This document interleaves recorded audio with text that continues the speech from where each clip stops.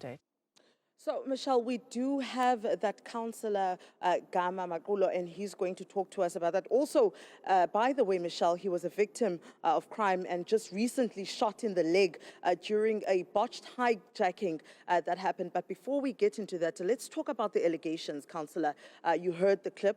You heard what the District Commissioner of Police in the Nelson Mandela Bay says, alleging that you are setting up or instigating, kind of a community uproar for a particular shutdown against crime. There are allegations that you went to a school within your ward and wanting them to shut down the school, as said also the clinic, but of course the school then went to the police officers to inform them of that. What is happening? What is that?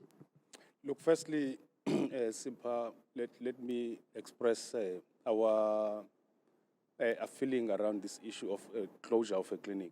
It is very unfortunate that we have to have a clinic closed out of this quagmire of criminals in our area. I'm one of the victims. I'm a victim of a crime, as you have alluded to that. The clinic, I'm not part of the closure of the clinic. Let me make that clear firstly.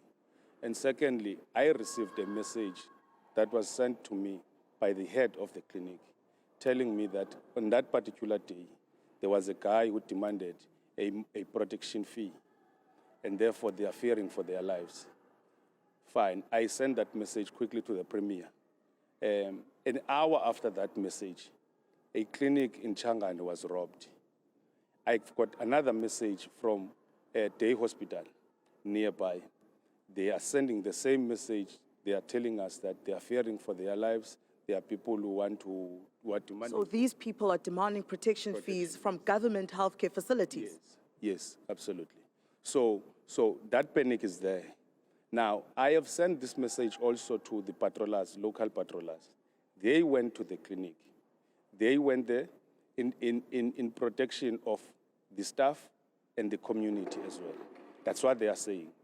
So they said to them they must temporarily close the clinic before they experience the same thing that is happening in Changani Clinic in New Brighton. And now, what about the school? Because the school principal says, you went to that school demanding that they close schools because of this shutdown that is being organized against crime. That is not true. That is not true. I didn't even go there. I spoke with the principal on the phone. We have been discussing this issue because them themselves. The issue of the school shutting down? No. We're not shutting down the school, but we were discussing the safety of the school. I did not shut down the school. I was not in Penyati for a longest time now. In fact, I was robbed next to the school. So I was not part of that. And the school did not shut down, as far as I know. So that's not true. Yeah, you don't know anything about those allegations. No, that's not true. All right, thank you so much, Councillor. But also, just to respond to the issue of private hospitals and private schools, I was shot. I went to Livingston Hospital. I don't have medical aid. I was in Livingston Hospital when I was shot. So we can't, because everything here is closed. Even local contractors who are supposed to be dealing with the issue of development, they are out of sight because of this criminality. So everything, even surgeries, they are closed because of this thing of a protection fee. Now, this issue, I thought the general will focus on the main issue here, because the main issue is crime. It's not a blaming game. We are supposed to join hands and fight crime, all of us. Now, they are saying in that meeting where police were present, I did not request for a shutdown.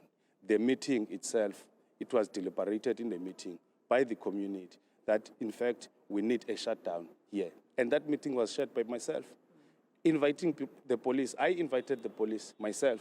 So why would I invite the police? All right, so thank you so much, Councillor. Now, Michelle, we've heard the councillor saying that he's denying these allegations made by the general. But I think, Michelle, at the center of it all are people's lives. Having a healthcare facility closing where people are expecting to get a service, especially a service that is crucial to their lives and their health, then that is a problem. But we will continue with this story, Michelle, and get to the bottom of this as well. But the main issue here is that crime has taken over the Nelson Mandela Bay. In fact, Sipha, before we let you go, let's just hone in on the basics of the story. According to, you've obviously spent some time in the community there, what are they telling you about escalating crime and perhaps the need for this clinic to be shut down in the interim because of threats on locals?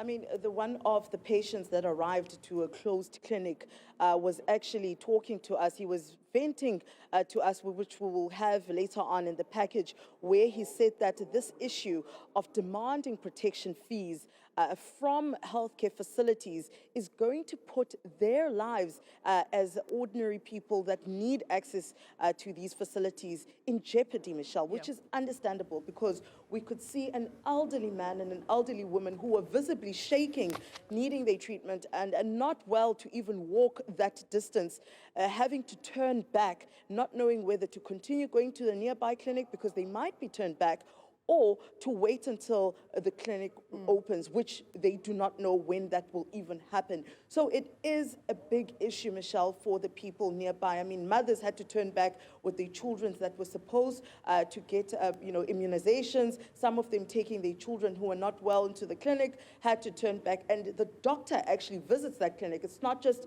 a clinic with nurses, practitioners, but also doctors have days that they come into that clinic to actually help out with relieving pressure from the nearby hospitals. Yeah, lots of, it's a lot of pressure on that community when there is no alternative, or when the alternative just costs too much than what people are able to afford. Sipha Kema, thanks very much for that update.